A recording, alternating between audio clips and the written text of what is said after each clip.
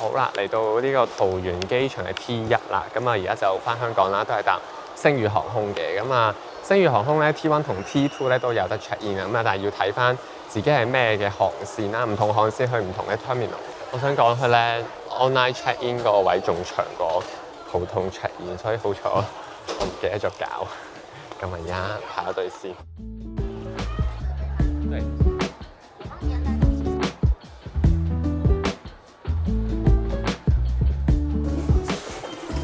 Hello， 而家就喺個 lounge 度食啲嘢打打底先，就係大家都好熟悉嘅 Plaza Premium Lounge，即係信用卡 lounge 啦咁啊。我覺得呢度就好細，其實真係一眼睇得晒，不過個感覺上就好過香港嘅，即係人咧就冇香港咁多啦，而嘢食都多少少，即係佢嗰個 hot desk 咧嗌嗰啲麵嘅種類都同埋嘢食都多少少嘅。咁啊，如果其他印尼北嗰啲就少過香港。嘢食方面咧，我就叫咗個牛肉麵同埋雞湯。咁啊，入呢一啲信用卡貴賓室嘅質素咧，我諗大家都唔會有太大期望嘅。咁啊，純粹揾個位坐下，有得飲下嘢嘅啫。咁啊，嘢食嘅味道都正常啦，就係喺香港餐廳食到嗰種水平。咁啊，星宇依家咧都係全 Airbus 機隊嚟嘅，28架飛機當中咧就有啲細嘅飛機啦，A321 Neo 啦，另外咧就有 A330 Neo 同埋 A350-900嘅，未來咧都會再加入 A350-900嘅延長版，就係呢個 A350-1000啊。咁至於班機方面咧，香港去台北咧就每日有2對來回嘅，咁啊一班早機一班夜機。對比翻飛行記錄網站咧，通常早機出發嘅咧都係坐321 Neo 細機嘅，而夜機咧我嗰陣時搭就比較穩定，都係350-900。不過依家睇翻咧用機就雜不楞咗好多，大機細機都有，所以搭到咩飛機咧真係好睇運氣。好，一見到呢一個位咧就知道係桃園機場啦，咁樣要搭扶手電梯落去候機室嘅。今日咧就係喺呢個 B7 門嗰度上機。但係呢一個嘅設計咧，就令到我影唔到成架飛機嘅全貌喎，反而咧就能夠咧影到隔離嗰架 Sanrio 夢想機啊嚇，係一架長榮330-300咁啊15年機齡啦。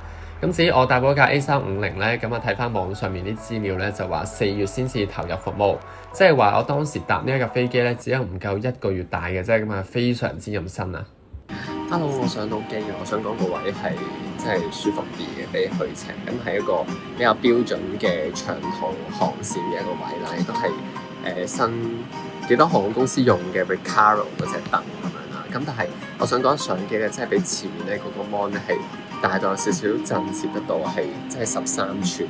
好，俾大家睇埋個 mon 先，你見到咧係有啲逼爆位咁嘅視覺效果。咁我諗擺埋部電話咧，大家應該容易少少想像。咁至於娛樂系統咧，咁啊電影電視都有噶啦，同埋都幾多台灣嘅節目嘅。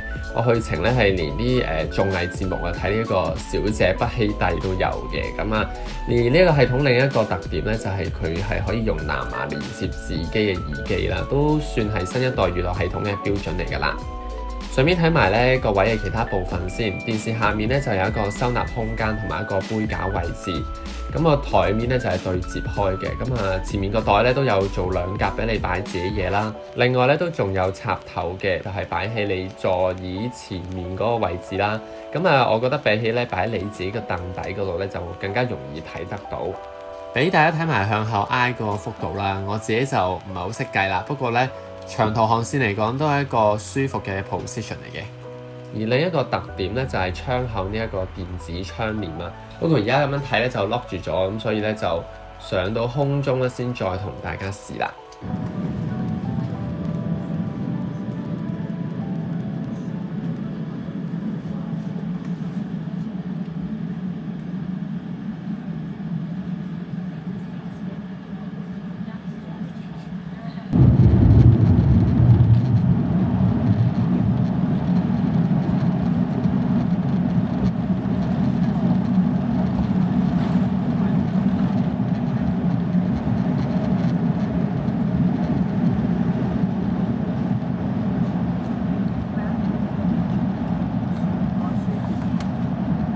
好啦，而家上到空中咧，電子窗簾咧都解鎖咗，所以我哋咧就可以一齊試一試啦。其實波音787咧就都有呢一個電子窗簾㗎啦，大家應該都知。咁波音787嗰個咧就係撳掣式㗎嘛，咁冇記錯咧應該有5個至6個嘅程度啦，可以去校嘅。咁嚟到 Airbus 咧就現代少少啦，就用 Touch Mon 嘅，咁啊設計都非常之直觀㗎啦。咁一個白色一個黑色，咁樣就係按住咧你需要咧就去撳嗰個強度啦。咁另外咧都見到佢有條燈帶嘅，咁個燈帶咧就見到呢一點一點嘅燈光咧去表示緊咧嗰個嘅變光嘅程度。都攞條787嘅片咧去做比較啦。咁嗰一次咧，我搭787上到半空，其實已經 lock 住咗個窗口啦。所以咧，我哋盡量咧都由中間開始去對比啦。咁我印象中咧，我覺得 A350嗰隻窗簾咧，第一下變黑個感覺咧係快好多嘅。咁只不過咧，佢哋兩個咧其實都需要一啲時間去完全變黑。只不過咧喺呢一個情況之下咧，就難少少去做對比啦。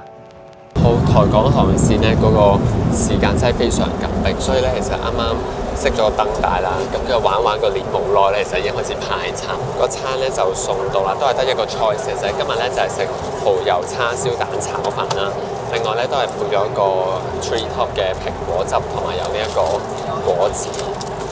只不過咧個生果係有啲唔同嘅，去程咧主要都係瓜類啦，翻嚟咧就係有呢個應該係番石榴，即係芭樂啦，有鳳梨同埋有蘋果，呢個啱我口味啲。雖然咧隔咗咁耐先剪片啦，不過望翻啲 footage 咧都勾翻起少少印象啦。我記得第一眼打開呢個飯盒咧係覺得賣相幾好嘅，因為咧料都幾多幾豐盛咁樣。不過咧你諗一諗，我哋唔係食炒飯咩？點解蛋還蛋，飯還飯，叉燒還叉燒咧？同埋咧，我想講最奇怪咧係佢上面嗰撇薑蓉啦。側邊係賴住咗少少口水汁定係痰汁，即係張住咁樣嘅，所以咧味道上就麻麻地。不過嚿叉燒係幾好食嘅，佢唔係真係平時喺燒臘店食嗰隻叉燒啦，佢比較似咧係屋企自己攞叉燒醬醃嘅豬腩肉嘅，只不過飯真係唔好理解。車牌到啦，即刻同大家開箱一下。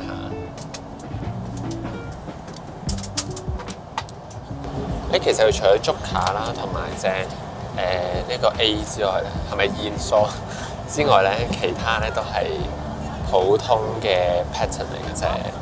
但係我覺得幾靚咯，佢個尾都幾靚，所以大家都可以問佢拎啦。咁但係就千祈唔好落咗機先問，因為咧我去嗰程咧就係落機之前就問佢哋，咁佢哋就話已經執好晒啲嘢就攞唔到俾我，所以大家就係咯，等佢哋食嘢又得閒就可以問一問佢哋有冇啦。